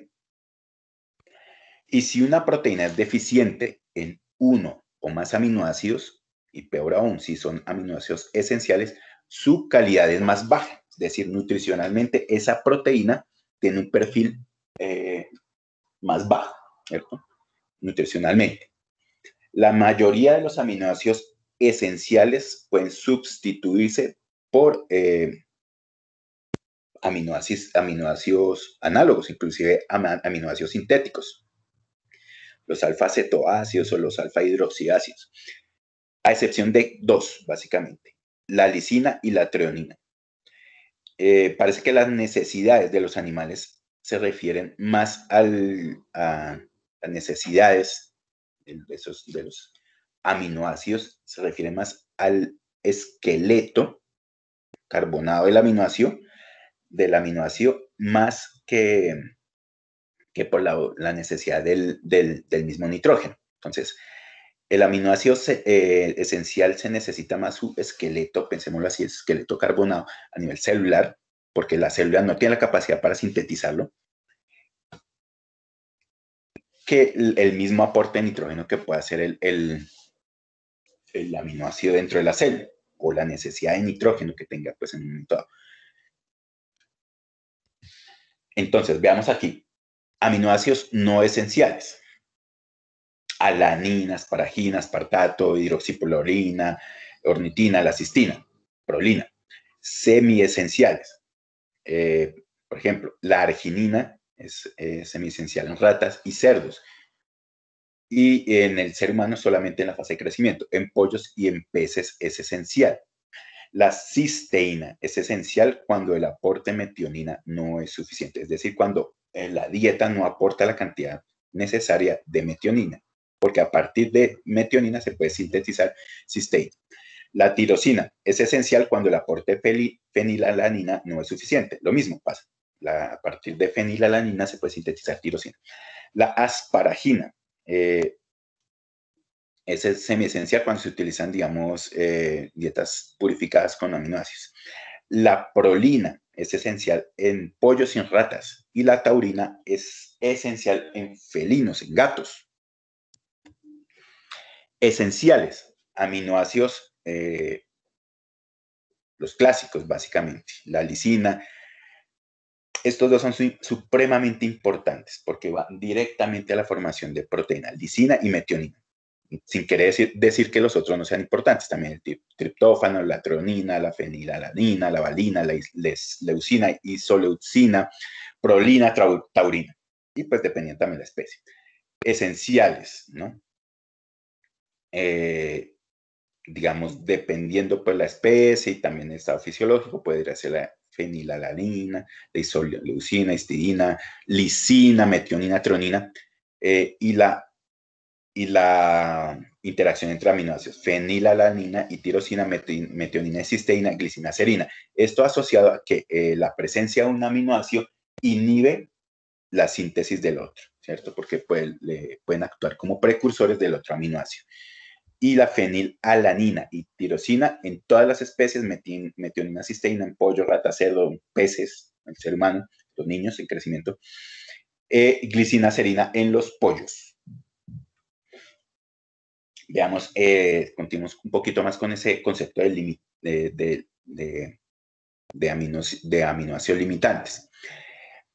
Cuando un aminoácido es deficiente dentro de una proteína, lo podemos considerar como un aminoácido limitante, porque determina la eficiencia de la utilización misma de la proteína. Entonces, el aminoácido limitante puede ser diferente en diferentes tipos de proteínas. Entonces, de ahí que teóricamente se puede hacer la estrategia de la complementación proteica, es decir, un balance de proteínas. Es decir, como hay diferentes tipos de aminoácidos limitantes en diferentes tipos de proteínas, entonces el balance, la utilización de diferentes fuentes de proteína nos puede ayudar a balancear ese perfil de aminoácidos. También un aminoácido esencial más deficiente o el que sea más deficiente puede ser un aminoácido limitante. Si es esencial y está en deficiencias, pues obviamente va a ser limitante. El aminoácido cuya ausencia interrumpa la síntesis de proteína, es decir, si no hay un aminoácido determinado, no se puede sintetizar proteína. Ese puede ser un aminoácido limitante también. Un aminoácido que se encuentre en muy baja proporción respecto a una necesidad, también puede ser un aminoácido limitante. Y, por ejemplo, en los monogástricos, cualquier aminoácido puede ser limitante. En rumiantes, de pronto, eso no es tan complicado porque ustedes recuerden que los microorganismos, ellos tienen la capacidad para sintetizar todos los aminoácidos. Entonces, pues, digamos, en teoría, el rumiante tendría un aporte de todos los aminoácidos. Ojo, lisina, triptófano y los aminoácidos azufrados como metionina y cistina siempre van a ser aminoácidos limitantes. Básicamente existen dos tipos de aminoácidos esenciales. Los que no son limitantes, es decir, son esos aminoácidos esenciales que existen en una cantidad suficiente dentro de los alimentos, y los aminoácidos limitantes, que presentan básicamente altas necesidades, altas exigencias, y su cantidad no es suficiente, es decir, los alimentos no proporcionan la cantidad apropiada de esos aminoácidos, es decir, la cantidad limitada. Para ellos, ¿de qué se vale, digamos, qué herramienta se vale la nutrición animal? De la utilización de aminoácidos sintéticos. Esos aminoácidos básicamente son los aminoácidos limitantes, ¿no? Los principales. Son aminoácidos que se utilizan para balancear el perfil de aminoácidos de los recursos proteicos, es decir, para balancear básicamente la dieta en términos del perfil de aminoácidos, y permite el óptimo uso de los ingredientes dentro de la dieta, básicamente de la proteína. Entonces, ¿cuáles tenemos? Metionina, lisina, treonina, triptófano y guanina. Pero los clásicos, pues, que se utilizan como aminoácidos sintéticos en nutrición animal son la lisina, la metionina, inclusive hasta la treonina y el triptófano. Pero, digamos, los que más generalmente uno encuentra o los que siempre va a encontrar, digamos, en balanceo de dietas, va a ser lisina y metionina. Ahora veamos un poquito de la parte conceptual de eso, de limitante, en términos de factor limitante, en términos de los aminoácidos. Tenemos la ley del mínimo de Liebig. ¿Qué dice eso? Pues esa ley del mínimo dice que cuando un nutriente se encuentra menos disponible, es el que va a limitar la producción de algún otro elemento a nivel corporal. Así, siendo así, sin embargo, considerando que los otros nutrientes estén en las cantidades adecuadas, en las cantidades suficientes. Es decir, si hay un aminoácido limitante, es decir, un aminoácido que esté en menor proporción respecto a los otros, ese va a limitar, digamos, la síntesis de proteína. Y aquí lo vemos muy claro. También se le denomina la teoría del barril. Aquí tenemos el barril desbalanceado, es decir, hay un desbalance de aminoácidos que no permite que se sintetice proteína, la proteína que necesita el animal. Entonces, ¿quién está causando ese desbalance? La lisina. Entonces, vemos que la lisina está en una concentración mucho menor de la que se necesita. La línea punteada, si ustedes se dan cuenta ahí, la línea punteada es la que determina la concentración de lisina necesaria para poder sintetizar proteína, sea la proteína que sea, ¿no? Pensando en las necesidades fisiológicas del animal. Entonces, una vez se ha llenado o se han cubierto las exigencias de lisina, se puede comenzar a sintetizar la proteína, ¿cierto? Se sintetiza eficientemente esa proteína y se pueden utilizar eficientemente los aminoácidos no solamente para sintetizar proteínas, sino para todas las funciones metabólicas pues, a nivel corporal en el animal. Entonces, como vemos, pues cada aminoácido tendrá sus niveles necesarios y hay unos aminoácidos que son los limitantes, los que básicamente están en menor proporción a los recursos alimenticios, que son los que determinan la utilización de los otros aminoácidos y la utilización misma de la proteína dietaria. En este caso, pues ahí tenemos el ejemplo claro, es la lisina. Entonces, el aminoácido limitante es el que limita, bueno, pongámoslo bien claro, el aminoácido limitante es el que está en menor concentración, porque tiene, digamos, una menor cantidad y que va a limitar la utilización de los otros aminoácidos, así ellos estén en las cantidades adecuadas. Y ahí lo vemos claramente. Como los otros aminoácidos están en su concentración ideal, pensémoslo así, pero la lisina es la que nos causa problemas porque está en una concentración mucho menor. Bueno, proteína ideal. ¿Qué es este concepto de proteína ideal?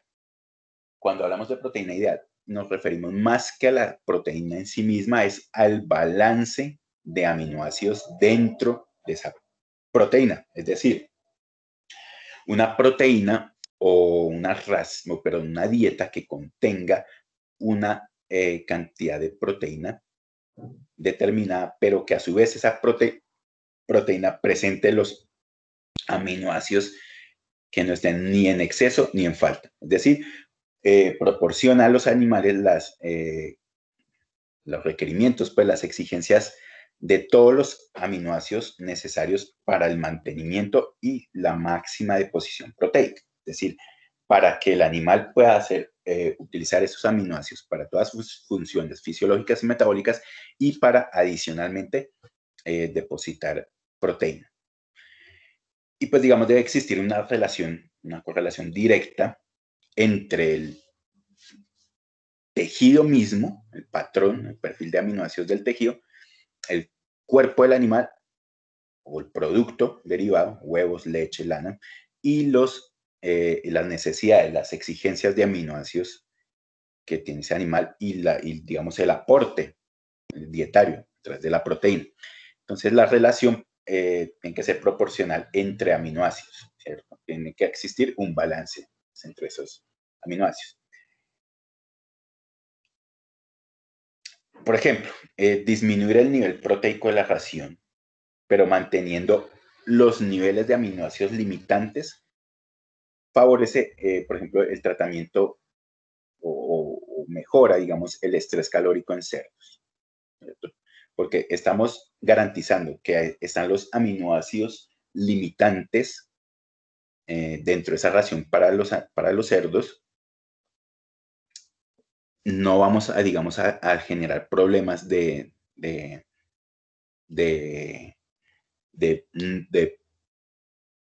mala utilización de la proteína, a pesar de disminuir ese nivel de proteína, porque aquí lo que más importa es que el balance de aminoácidos más que la cantidad de proteína que esté en un momento dado presente dentro de la ración. Y ahí tenemos, pues, digamos, en el cuadro, las necesidades de aminoácidos que tienen, digamos, en avicultura, pollos y pavos, gallinas de postura y el cerdo, los cerditos, los que están en crecimiento y las cerdas. Y pues lo de resaltar aquí es que dependiendo de la especie y del estado fisiológico, incluso de la especie, va a tener unas determinadas necesidades de aminoácidos. El aminoácido clásico, el que siempre se va a necesitar para síntesis proteica, para todos los procesos pues, dentro del animal, va a ser la lisina y es el aminoácido de referencia sobre el cual se balancean los otros aminoácidos. Aquí está claro, pues la lisina. Y siempre, como les había comentado, los balances de aminoácidos se hacen en relación a la lisina, es decir, la lisina se toma como un 100%, ¿cierto? Entonces, aquí tenemos en las necesidades de aminoácidos, tomando la lisina con valor absoluto de 1, en cerdos en crecimiento de 10 a 120 kilos, en cerdas preñadas y en cerdas lactantes. Como ustedes se dan cuenta, siempre la lisina va a tener un valor de un valor absoluto, o el 100%. De ahí para abajo se van a comenzar a estimar las necesidades de los otros aminoácidos, que inclusive dependiendo del estado fisiológico del animal pueden superar, digamos, las necesidades mismas de la lisina. Por ejemplo, en cerdas lactantes se necesita bastante leucina y fenilalanina tirosina. ¿En términos de qué? Digamos, de la producción de leche, proteína de la leche. Entonces, esto varía dependiendo de la especie y de la condición fisiológica de los animales también. Esa proteína ideal, los factores ambientales, nutricionales, genéticos, fisiológicos, el estatus sanitario, influyen directamente en las necesidades de aminoácidos.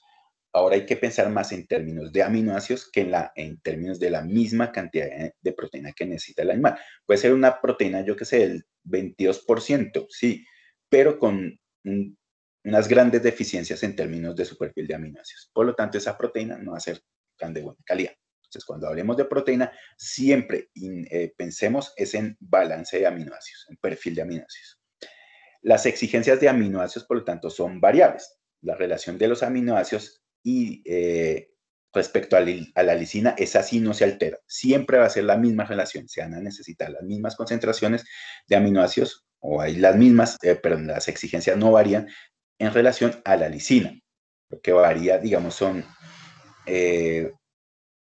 los aminoácidos que el animal va a necesitar, pero la relación de esos aminoácidos frente a la lisina no se va a alterar.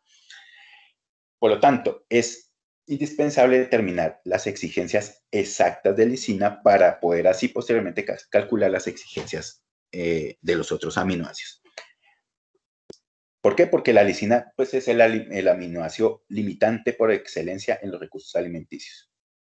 Es decir, los ingredientes de la dieta generalmente van a ser limitantes, van a ser carentes en lisina, van a tener lisina en bajas concentraciones, por ejemplo. Y esa lisina es un aminoácido que se utiliza, digamos, básicamente para formación de proteína. Por ejemplo, únicamente para las funciones de reparación de tejidos, crecimiento, síntesis de proteína. Un exceso de aminoácidos, pues ya sabemos, va para la formación de energía, para la obtención de energía, pero a altos costos, porque el catabolismo mismo de los aminoácidos, la degradación de esos aminoácidos, demanda una gran cantidad de energía para la síntesis, pues para eliminar, digamos, lo mejor de una forma, para eliminar ese nitrógeno, ese exceso de nitrógeno. También el exceso de aminoácidos, pues va a generar contaminación, por ejemplo, ambiental. En las heces, la orina, va a haber una mayor concentración de nitrógeno que puede contaminar el ambiente. El exceso también de los aminoácidos limita la utilización eficiente de esos mismos aminoácidos. el mismo exceso de aminoácidos puede aumentar el calor metabólico, porque los aminoácidos pueden, recuerden, pueden ser utilizados como substrato energético y en un momento dado pueden aportar una gran cantidad de energía. Entonces, aumenta la producción de calor derivada de la digestión del alimento. Entonces, aumenta el calor metabólico. Y también puede estar asociado a daño renal y hepático, ¿no? Porque pues estamos forzando, digamos, al organismo a eliminar esa gran cantidad de nitrógeno que está presente dentro de la dieta. Por lo tanto, es muy importante manejar dietas pues que estén balanceadas en términos de su perfil de aminoácidos. El valor biológico de la proteína está asociada a la cantidad, digamos, de proteína del alimento que puede ser aprovechada por el animal. Y es una, digamos, está proporcional, es proporcional al nivel de nitrógeno absorbido y retenido, ¿cierto? Es decir, el que el animal absorbe y el que realmente, efectivamente, retiene a nivel de los tejidos. Y está determinado por la eficiencia de utilización pues, de la proteína y de los aminoácidos. Y está muy asociado al porcentaje de aminoácidos esenciales. Depende de qué, la fuente de proteína. Proteínas de origen animal tienen mucho mayor valor biológico que las proteínas de origen vegetal, inclusive por la misma configuración de esas proteínas. También por el contenido de prolina. A mayor porcentaje de prolina disminuye la digestibilidad y esto está, digamos, es muy claro, por ejemplo, en proteínas como el colágeno, la elastina. Son proteínas que tienen altas concentraciones de proteína, que son proteínas más del tipo fibrosa. Ya sabemos, tipo de proteínas. Las caseínas son más resistentes a la acción de las proteasas pancreáticas y en general, por ejemplo, la caseína tiene una configuración más lineal, digámoslo así, más filamentosa que globular. Las proteínas globulares son de mayor digestibilidad. También la proporción de aminoácidos dentro de la cadena proteica y el tipo de aminoácidos dentro de esa cadena proteica. Entonces ahí vemos el valor biológico de algunos recursos. El valor biológico máximo que se puede obtener es de 1. Vemos, por ejemplo, la leche puede ser hasta el 95-97%. La harina de pescado, muy buena fuente proteica, hasta casi el 90%. Y pues vemos, por ejemplo, las proteínas de origen vegetal, ya su valor biológico, su índice de digestibilidad es mucho menor. Por ejemplo, tenemos proteína del maíz que puede ser hasta el 60%, 50-60%. Y ese valor biológico, como les estaba comentando, está asociado pues a la capacidad que tiene el animal para aprovechar el nitrógeno que es absorbido y lo retiene pues en los tejidos. Y se puede determinar a través de una ecuación muy sencilla. Entonces, a través de las subtracciones que se hacen a través del nitrógeno que ingresa, menos el nitrógeno de las heces, menos el nitrógeno asociado pues a la orina también, sobre el nitrógeno ingerido, menos el nitrógeno asociado a las heces, básicamente.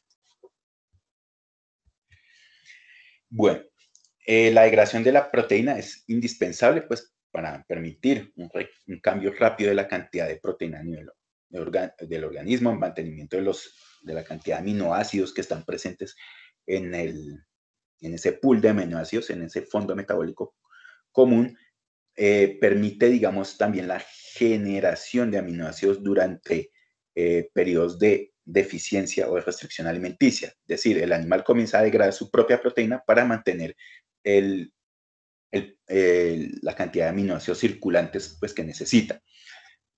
También la degradación misma de la proteína permite eliminar las proteínas endógenas que estén dañadas, que hayan cumplido su ciclo o que estén defectuosas. Permite también la reestructuración de los tejidos, la reparación de los tejidos, de las células. También se puede utilizar como sustrato energético. En los animales activos metabólicos, metabólicamente activos, la tasa de degradación de proteína es alta, ¿cierto? Porque están constantemente recambiando esas proteínas. Están digamos, Pensemos un animal en crecimiento, es un animal metabólicamente activo, muy activo. Entonces, las proteínas que ya no están, digamos, que no sirven, pues que cumplieron su ciclo, que están dañadas, pues se van a recambiar y se van a utilizar, digamos, esos aminoácidos, ese nitrógeno, para formar nueva proteína. Por lo tanto, ese recambio es muy alto, es muy acelerado. Entonces aquí, bueno, este cuadrito es básicamente lo que hemos visto ya, las vías que pueden tomar los diferentes, o bueno, que pueden tomar los aminoácidos, ya sea para síntesis de nueva proteína, síntesis de otros compuestos nitrogenados, digamos, la utilización como substrato energético y tenemos pues las fuentes, la degradación de proteínas de tipo endógeno o las proteínas que provienen a partir de la dieta. Entonces aquí tenemos pues el mismo cuadro, básicamente cómo es que se van a utilizar esos aminoácidos. Ese recambio de proteína, el turnover proteico, es necesario para, por ejemplo, incrementar la velocidad de regeneración de las proteínas, de cualquier tipo de proteína, incluidas las enzimas, compensar cualquier tipo de desequilibrio en términos de aminoácidos, también balancear los déficits energéticos cuando hay procesos de ayuno prolongado, corrección también de los errores en la síntesis de proteína y permite reparar también tejidos. Aproximadamente el 80% de los aminoácidos que son sintetizados en los tejidos, a nivel de tejido, proceden de proteínas corporales que han sido degradadas y el 20% de la ración. Entonces, es supremamente importante ese recambio proteico para eso, para el mantenimiento corporal dentro de los tejidos. Bueno, y aquí tenemos nuevamente continuamos hablando acerca de ese turnover proteico. Recuerden, aproximadamente un 80% procede de origen endógeno, 20% de origen dietario. Para depositar 1 gramo de proteína es necesario sintetizar 5 gramos de proteína a nivel del organismo, más o menos. Es decir, para que un animal deposite a nivel, por ejemplo, de músculo, 1 gramo de proteína, ese animal necesita sintetizar 5 gramos de proteína, porque asociada a esa deposición de proteína, pues está, digamos, la formación de enzimas, la reparación de tejidos, en fin, todo ese tipo de cosas. Y 4, digamos, de los 4 gramos que quedan son degradados, por ejemplo, enzimas que ya no se utilizan, proteína que ya no se utiliza o proteína que ha sido dañada.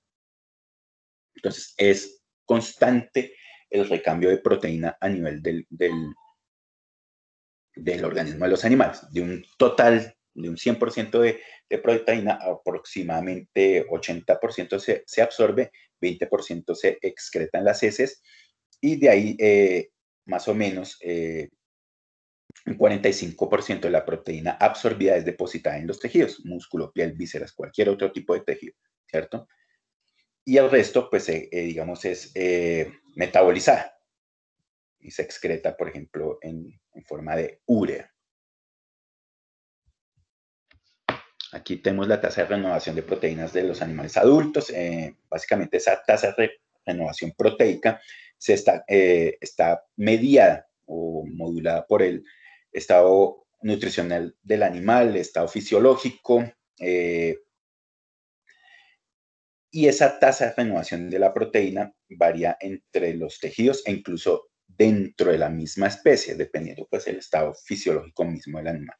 Entonces vemos pues que hay unos animales que tienen tasas de renovación mucho más altas que otros, dependiendo, está muy ligado también al mantenimiento de su metabolismo basal. Entonces, recordemos, los animales pequeños comparativamente, ellos tienen unos metabolismos mucho más acelerados, metabolismos mucho más rápidos, pensémoslo así. Por lo tanto, la tasa de renovación diaria de esa proteína va a ser mayor.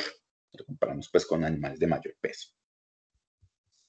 Bueno, hablarles un poquitico acerca de los recursos proteicos que se utilizan normalmente, digamos, los de fácil consecución y económicos pues, en la industria de elaboración de alimentos para animales. La torta de palmiste, comúnmente se le llama también palmiste, ¿no? Es un subproducto de la extracción del aceite de la palma, ¿cierto? De la semilla. Esa semilla se muele, se somete pues a presión para extraer ese aceite y lo que queda, digamos, esa torta es lo que se utiliza, ¿no? Digamos, para formulación como recurso proteico. Entonces se extrae a partir de la semilla de la palma africana y puede contener, ojo, hasta un 8 y un 10% de lípidos. Entonces también puede hacer un buen aporte de lípidos. Es un ingrediente de bajo costo, la proteína bruta aproximadamente es del 15%, solo que es una proteína de baja digestibilidad, ¿no? La digestibilidad de esa proteína puede ser hasta el 65%, porque contiene una alta cantidad de fibra. Problema para el monogástrico, pero para el rumiante es un beneficio, ¿no? También tiene un problema, tiene un inadecuado perfil de aminoácidos esenciales. Tiene alta metionina, que puede ser casi hasta el 2% de la proteína bruta, baja lisina, hasta un 3% de la proteína bruta, y baja treonina también, hasta un 3%. En los porcinos, como ya les comenté, en monogástricos es restringida la utilización de este ingrediente, pues derivado pues, de sus problemas nutricionales. Además, presenta baja palatabilidad, una alta cantidad de fibra y bajo valor proteico. Es utilizada en niveles, digamos, moderados en la etapa de finalización y cerdas gestantes. Pero más que todo por el aporte energético que hace, o la cantidad de lípidos que contiene. Y da, digamos, una grasa de tipo consistente y blanca. Recuerden por la cantidad de ácidos grasos saturados que en un momento dado puede contener este recurso. Aquí vemos pues los límites de inclusión aquí y algunas características nutricionales pues, de esa torta de palmiste. Entonces, proteína bruta del más o menos 15, 16, 17%. Coeficientes de digestibilidad, que es lo que nos interesa. Rumiantes no tienen problema si tenga fibra, porque pues, digamos, el rumiante puede aprovechar esa fibra, pero tampoco es una proteína de una alta digestibilidad, pues era hasta el 75%, en porcinos el 60%, vean, aves 42%, caballos 60%, conejos 52%. Y límites de inclusión en ganado. Dependiendo pues el estado del fisiológico de los animales, se pueden utilizar más o menos este recurso, 14, 10 en ganado de leche, en ganado de carne 18 y en los terneros 5 o 10, dependiendo si son de menores de 150 o más de 150 kilos. Las ovejas 14 y 7 en ovinos en ceba. Aquí tenemos para pollos, también depende pues del estado fisiológico pues del animal. ¿Dónde se utiliza más? Digamos, básicamente en pollitos o pollitas en crecimiento. Pollitas están 5%, pero digamos no sobrepasa ese límite. En porcinos se utiliza más que todo, como ya les había comentado, en lactancia, en gestación y lactancia, sin superar un 7% asociado a la cantidad de fibra que tiene y también a su palatabilidad. Y en conejos está un 15%. Tenemos la harina de soya. La harina de soya es un recurso muy común. Básicamente las dietas de animales, pueden ser monogástricos, rumiantes, están asociadas a la utilización de soya y de maíz. Estos son los dos recursos más, digamos, comunes, los que más se utilizan en la formulación de dietas. Es una excelente fuente de energía, ¿cierto? De proteínas y de aminoácidos. Entre estos, la lisina, que es un aminoácido, el aminoácido limitante por excelencia, pero tiene un problema que es deficiente en triptófano y en metionina. Y se pueden encontrar en diversas presentaciones. Harina de soya de alta proteína, más o menos es casi el 50%, y se obtiene después de la extracción del aceite de soya. Pero tenemos la que comúnmente se puede utilizar, harinas estándar, que están por el orden de 45% de proteína bruta. En esta, digamos, se disminuye esa cantidad de proteína porque se incluye la cascarina, ¿cierto? La cascarilla, perdón, que procede de las harinas de alta proteína. Hay que tener en consideración un elemento muy importante. La soya contiene factores antinutricionales que afectan, digamos, la acción enzimática, factores antitrípsicos, de ureasa y de lecitinas. Pero esos factores son termolábiles, es decir, a través de los procesos que se le hacen a la misma harina, procesos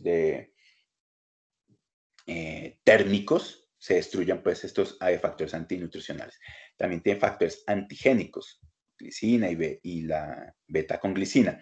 También tiene saponinas y oligosacáridos, estaquiosa rafinosa, que este tipo de factores ya son más termoestables. Entonces, en un momento dado, pueden limitar la utilización del recurso. Tenemos que tiene también contenido de oligosacáridos, que puede ser hasta el 6%, que puede limitar el uso también, que pueden actuar como factores antinutricionales. Y la soya se puede utilizar inclusive, una soya de tamaño particular muy pequeñito, hasta 250 micras, que se puede utilizar como lactorreemplazante en dietas para lechones o como alimento de inicio para alimentar larvas de peces. Aquí veamos, harina de soya, el estándar, generalmente uno puede encontrar más o menos 44 y 45%. La digestibilidad ya aumenta muchísimo, mientras puede ser hasta un 90%, porcinos 85%, aves 87%, caballos y conejos 84%. Y la utilización en aves, básicamente, solamente se limitaría en la utilización en pollos que están en ceba. De resto, la utilización para las otras fases, digamos, básicamente no hay un límite. En los porcinos, solamente se limita su inclusión en fase preinicio y en inicio. Y en conejos se utiliza aproximadamente un 10%. Harina de carne. Recuerden, harina de carne para alimentar monogástricos, nunca para alimentar rumiantes. Es un subproducto de frigorífico, es decir, un subproducto del procesamiento de los canales. Entonces se obtiene harina de carne y huesos, básicamente de lo que va sobrando pues, de ese procesamiento de las canales, de los animales, de las salas de beneficio. Digamos que es una buena fuente proteica y de aminoácidos esenciales. Es muy buena, básicamente. Pero únicamente para alimentar monogástricos. Tiene una adecuada relación calidad-precio. ¿Sí? Económicamente es viable su utilización en términos de su precio, pero tiene un problema, un bajo contenido de triptófano, o ese triptófano está en baja disponibilidad. También tiene elevado contenido de calcio, de fósforo, de selenio, hierro y vitamina B12.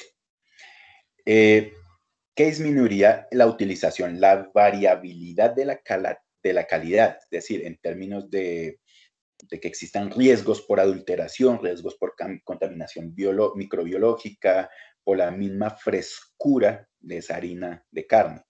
Es decir, cuando son harinas que ya están un cierto tiempo, tienen la tendencia a formar aminas biogénicas y a generar nitrógeno amoníaco, producto de su degradación, ¿no? También la variabilidad en la calidad de esa harina disminuye la palatabilidad de esa misma harina. Entonces, ojo, únicamente para alimentar monogástricos. Si bien se puede utilizar para rumiantes, sí se puede, pero no es recomendado. De hecho, la legislación lo prohíbe. Y digamos, tiene contenidos de proteína bastante interesantes, hasta el 45%. La digestibilidad, digamos, es buena. En rumiantes puede ser hasta el 82%, en porcinos 75%, a veces 76%. Y los límites de inclusión varían dependiendo de la etapa fisiológica de los animales. En aves, en avicultura, máximo se recomienda una utilización del 7%, en porcinos hasta el 6, 5, 6%. Harina de pescado. Este es un recurso proteico excelente y se obtiene a partir del procesamiento y prensado del pescado entero y de los subproductos del pescado. Se obtiene esa harina de pescado a partir de la extracción del aceite de pescado, por ejemplo. Máximo de tener un 10% de humedad. Lo mismo, pues, digamos, la harina de carne, máximo entre un 6-10%. El valor nutritivo de esa harina de pescado depende del tipo de pescado, de la frescura misma del producto, de la temperatura y de las condiciones de almacenamiento. Tiene un perfil de aminoácidos excelente, excelente. Digamos, es una de los recursos proteicos de mejor calidad que existen. Y, digamos, esos aminoácidos son altamente digestibles, es decir, esa proteína en sí es altamente digestible y tiene, pues, una proporción de aminoácidos esenciales, básicamente la mejor que se puede conseguir. Es por lo tanto, una proteína de alto valor biológico, no solamente en términos de su digestibilidad, sino en términos de su perfil de aminoácidos. Tiene un alto contenido de proteína bruta, generalmente está por encima del 50%, siempre y cuando no esté adulterada, ¿no? ¿Qué afecta, digamos, esa calidad de la proteína? El procesamiento, básicamente. Las altas temperaturas, un excesivo secado o un mal proceso puede disminuir la palatabilidad misma y el valor biológico, la disponibilidad misma de la proteína, la disponibilidad de sus aminoácidos. Es una excelente fuente proteica de lisina, de metionina, es decir, de los aminoácidos limitantes. Sin embargo, los niveles de inclusión pueden tener efectos sobre los productos, por ejemplo, sobre el huevo, generar sabores. En la leche no se ha determinado con certeza si efectivamente va a generar ese tipo de problemas, o en la carne bovina, probablemente. Entonces, los niveles de inclusión tienen que ser, digamos, bien establecidos, bien restringidos. Y ahí tenemos, pues, la humedad máxima hasta el 10%, proteínas por encima del 50%, ni límites de inclusión. En rumiantes se puede incluir hasta un digestibilidad. En rumiantes puede ser 80, 90, inclusive más de 90%, dependiendo de la calidad del recurso mismo. En porcinos 86, por encima del 80%. Y no se les haga extraño que pueden tener niveles o coeficientes de digestibilidad muy próximos al 90 y poquito por ciento. Límites de inclusión, máximo hasta un 4 o 5%. Y esto, pues, dependiendo de la etapa, pues, también fisiológica de los animales. Pero en términos generales no debe sobrepasar el 5%, previendo que pueda generar problemas de residualidad, no tanto residualidad, sino generar, como dice acá, efectos sobre los productos, sabores sobre los productos. En pollos se puede utilizar hasta un 6%, pero ojo, en gallinas en postura, máximo un 3%, precisamente para no generar sabores en el producto, en el huevo. Y en cerdo se puede utilizar hasta un 6-7%. Listo, muchachos. Básicamente eso era lo que les tenía hoy sobre proteína. Si tienen alguna duda, pregunta, por favor, me la pueden hacer. O todo quedó más o menos claro.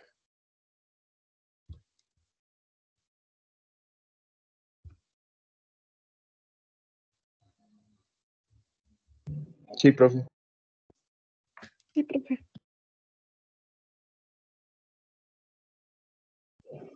Sí, profe. Bueno, listo. Yo les iba a recomendar, no se les olvide ingresar a la clase del profe Diego. Nos vemos hoy en la tarde para la tutoría. Por favor, ingresen todos, porque voy también a pasarles ahí un enlace para que descarguen el programa Ration Mix, que es un programa que vamos a utilizar. Y necesitamos, pues, que ustedes nos pasen los códigos de la licencia para poderlos activar. Entonces, los espero esta tarde. Por la tarde, pues, les doy ahí las indicaciones sobre cómo descargar ese programa.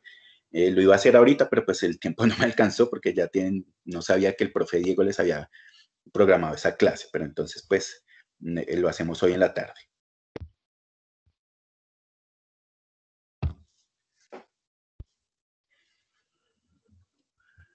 Bueno, muchachos, entonces dejamos por aquí. Recuerden, les voy a hacer un pequeño recorderis. La semana que viene